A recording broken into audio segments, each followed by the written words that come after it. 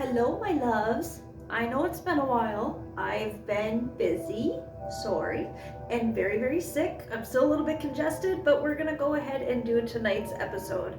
I had said previously that I wanted October to be full of like ghost and paranormal type stuff, just because it's more fitting with the Halloween season or spooky season. So tonight we're gonna do the 7 scariest true ghost stories on Reddit. I don't know if you're a Reddit user or reader, but there's some fucked up shit on Reddit. It's kind of cool. Really cool stuff on there. So, internet savvy horror fans know how terrifying content on Reddit can be. I've read it and I can vouch for this. If you know how to find it, this social media platform contains seemingly endless amounts of information, and that includes tons of real-life ghost stories. Its specific topic-based subreddits allow horror lovers to free-fall through niche threads dedicated to scary paranormal or unexplained stories. We all love those. We love us a good mystery. You can find reality, fiction, and everything in between. We threw ourselves down numerous spooky rabbit holes to bring you a glimpse of some of the scariest true ghost stories on Reddit. So, I wanted to show off my shirt a little bit. I got my spooky zombie on. He's creepy as fuck. I got Fredward hanging out with the raven. And I got this new little guy. I'm not sure what to call him yet. So if you have a good name for him, let me know. I'll name him that. Alright. So these are very short stories. There's 7 of them, but they will give you goosebumps because I read them earlier and they gave me goosebumps, and I don't get scared that easily. But the first one is called "This Made Me Stop Working the Night Shift." User YouBadMamaJamma080818 posted about their time working night shifts in a long-term care home on the subreddit Ghost Stories. One night, a resident's bell rang at 2:59 a.m. Of course, the witching hour, the devil's hour. That's when shit's the freakiest, you know what I mean? When the user entered the room, the patient asked that they remove the dark figure without a face that was hiding in the bathroom. First of all, holy fuck, that right there alone, that sentence right there by itself is fucking scary.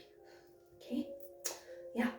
Anyways, the face that was hiding in her bathroom, clearly shaken, they assured the resident they had done so and returned to the desk.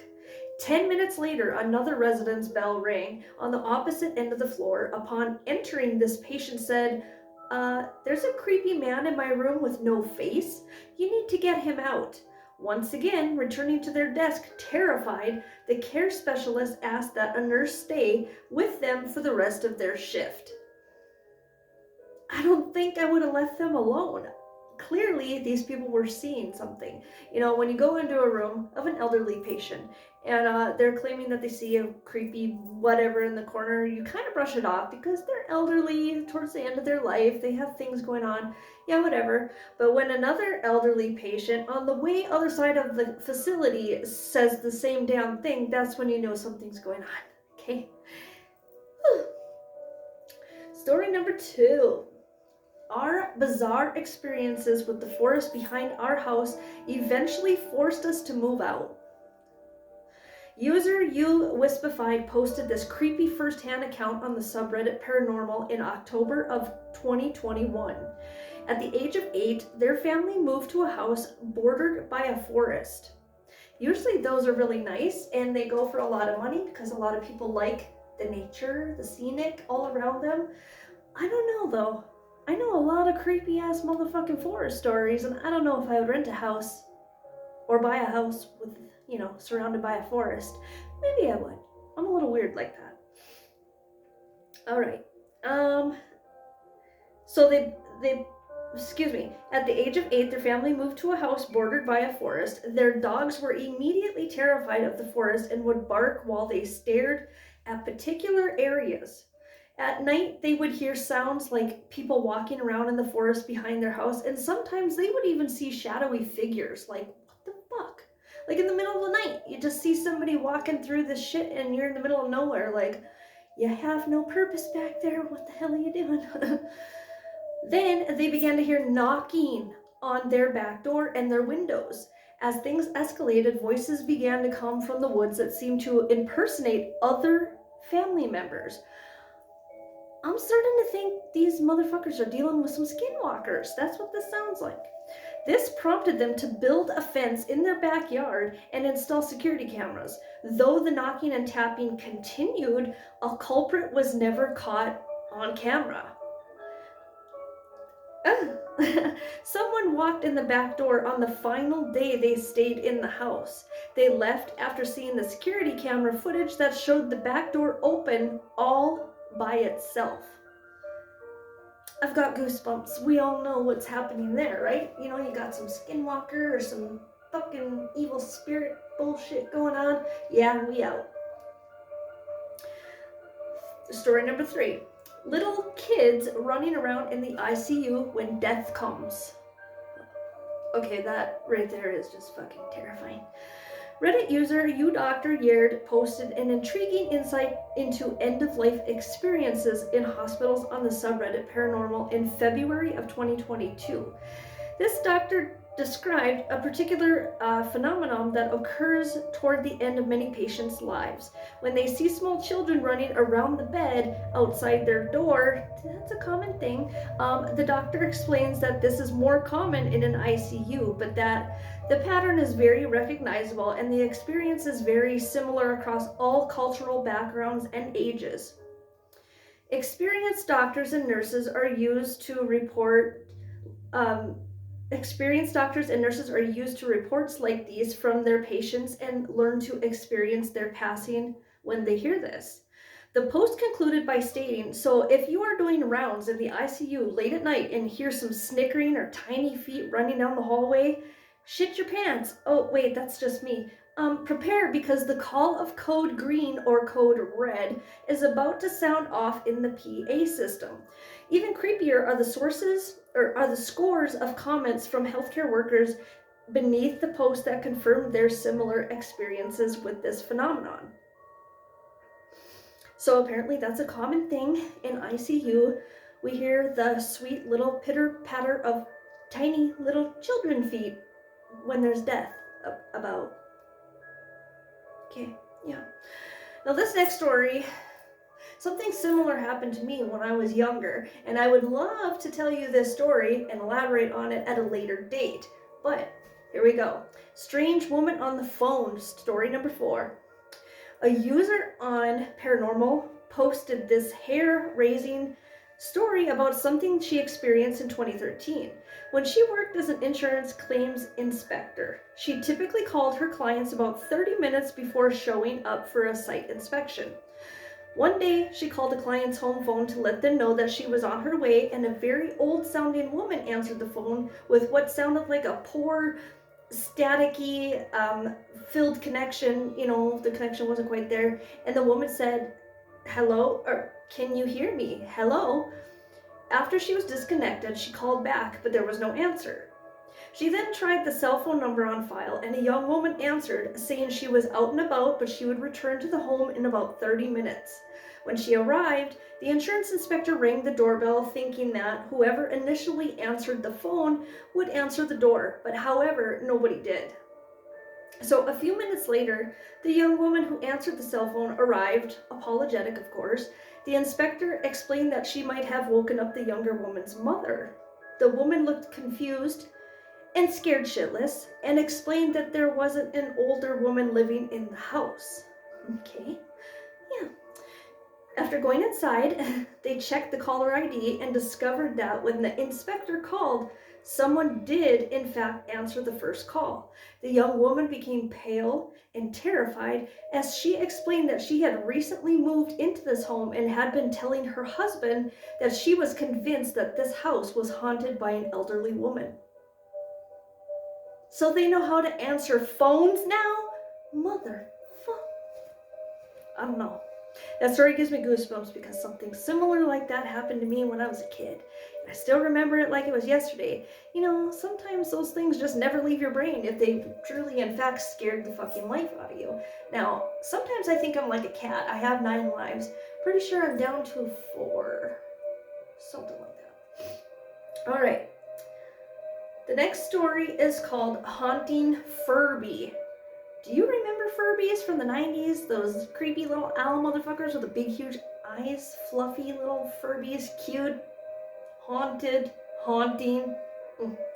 This chilling story was posted on Paranormal Encounters by You Chocolated Culty in July of 2021. This user owned the original Furby when they were younger, and 10 years later, they found it in their father's attic. At this point, it was, well, pretty worn down, tattered. The plastic rubber on the nose was gone. Its fur was pretty matted. They put it down and continued looking for what they originally needed in the attic.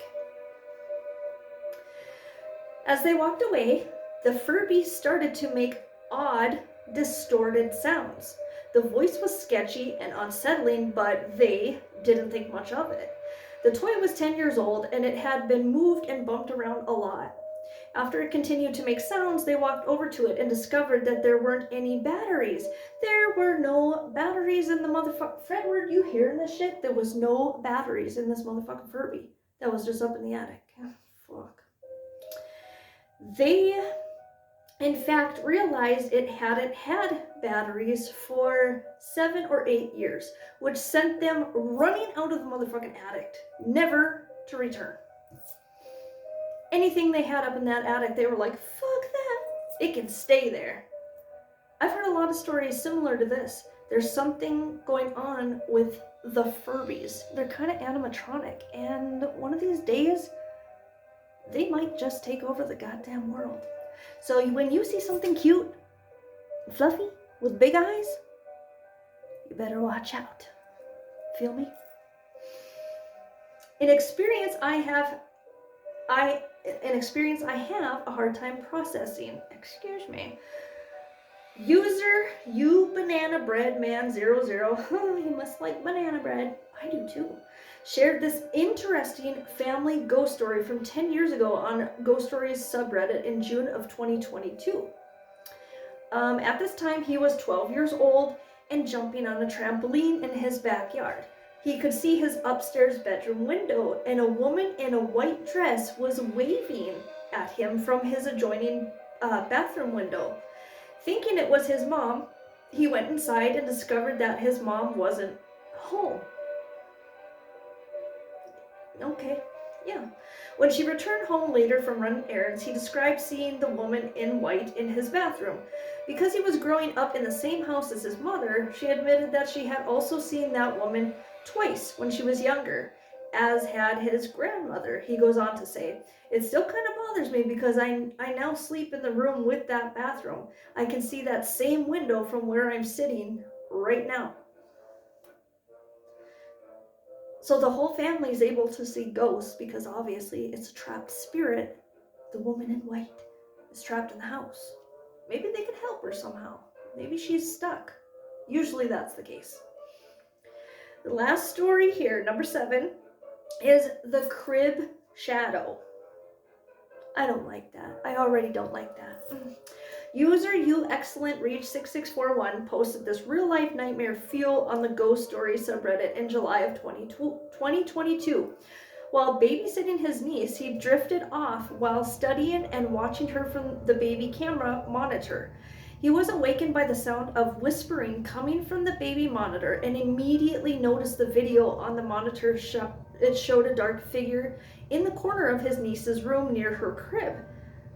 That's the scariest shit I've ever heard. I have kids, so this is truly, truly frightening for me as a mother. He wrote that he had never felt more terrified in his entire life. He ran into his niece's room and didn't see the shadow figure, but grabbed her and ran back downstairs anyways. They sat in the living room. When his brother returned, he asked not to tell his wife and confirmed that he had also seen the same shadowy figure and heard the whispers near the crib. Why would you put your child back in this room? So he heard the whispers near the crib also. They continued to live in that house for another 4 years, despite the fact that the little girl frequently talked about her special friend. So, since she was a baby, this yeah, entity, whatever it is her BFF, I guess, and they're still friends to this day. How lovely. That I had goosebumps from that one, especially hearing just the title alone, The Crib Shadow. Holy fuck. So Austin Travis is the writer, the author of these Reddit stories, a New Orleans native and Philly resident. He's a lifelong Halloween lover and an avid reader and a copywriter. When he isn't working copy or spirit blogs, you can find him playing drums, recording music, or crafting spooky soundscapes. This guy and I could be BFFs, I'm pretty sure. Like, we're samesies. Okay, those were the I can't even talk right now. Those were the short ghost stories for tonight. I haven't been able to do a whole lot of these lately. I'm really struggling with health and things like that. I promise you that eventually I'm going to get a little bit better and things will get better. This will get better, the Red Mistress channel. I just started this project about a year ago, so I'm still really building it. And I appreciate all the love and support all you guys give. Just watching, liking, commenting these videos means the world to me. If you would like to further support me and the channel, you can always go to the website that I put in the description of the videos and you can purchase some of the Red Mistress merch, which I just want to tell you, some of it is fucking amazing. You can get tumblers, you can get t-shirts, you can get stickers, posters, you can get hoodies, and since it's about to get fucking nipply outside, well, if you're in the northern states anyways, we're expected to have like 32 degrees this coming week with snow. Fucking brr. Yeah, way too soon for this shit. But anyways, it is definitely time for hoodie season. So go to the website and check out my merch. I know you'll find something that you love. Also, I want to offer you free shipping on everything. So there you go. Thanks for listening. If you could comment below which one of these stories gave you the biggest goosebumps, that's what I want to know. By the way, Goosebumps is back on streaming on, I don't know which one it is, but I watched the first episode with the dude from Jeepers Creepers, Justin Long. I watched the first episode of Goosebumps and it was really, really good. I couldn't believe it. Like, I was actually freaked the fuck out. I mean, I loved the books. Loved them back in the day. Actually, I have the whole collection, the Fear Street and the Goosebumps books. I got them all. But you guys gotta check out the show. It is amazing. I've only watched the first episode so far with Justin Long, and the ending will leave you scratching your head like, whoa, what the fuck? Because that was me. So, check it out. And, yeah, check out the rest of my videos. Check out the website. Find yourself some merch. And like I said just a few minutes ago, leave me some comments. Which of the 7 short horror stories you liked? Did anything similar happen to you while growing up, or even now that you're older? And maybe let me know some ideas for next week's. I do have a special episode that I'm doing for Halloween, so I can't wait for you guys to see that one. Yeah, you'll love it. But anyways, have a good rest of your week and stay spooky, my friends. I love you. Bye.